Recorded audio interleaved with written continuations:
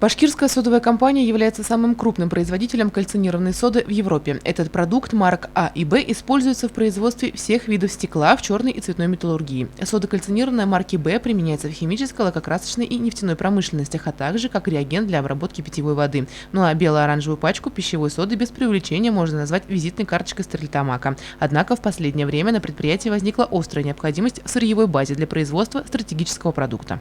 Задача наша состоит в том, чтобы найти решение вопроса по обеспечению сырьем Башкирской содовой компании.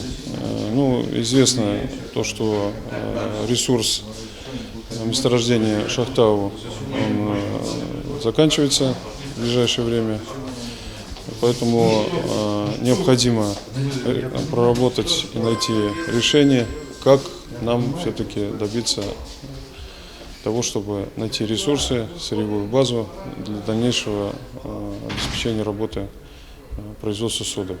Сегодня предприятие рассматривает все варианты добычи и доставки сырья для производства кальцинированной соды в списке возможных партнеров Гумеровское, Альмухаметовское месторождение, в том числе и известняковый карьер Сибайского филиала Учелинского горно-обогатительного комбината. Между тем, для производства продукта, известного на всю Европу, необходимо, чтобы сырье было определенного качества. Технология обжига предусматривает то, чтобы мы не просто получили известь, а нам важно получить еще СО2 хорошей концентрации, которая позволит нормально функционировать производству кальцинированной соды.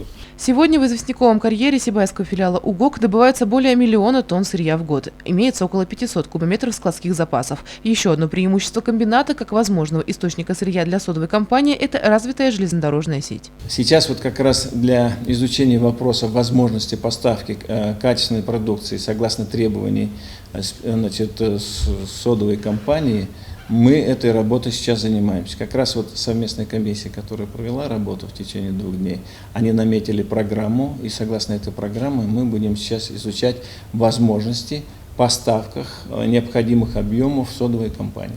В эти дни делегация Башкирской содовой компании находится в Сибае. Задача горняков, геологов, специалистов по качеству, логистов – собрать как можно более полную информацию по возможностям добычи и доставки известнякового сырья для производства соды. О результатах визита мы обязательно сообщим в ближайших выпусках новостей.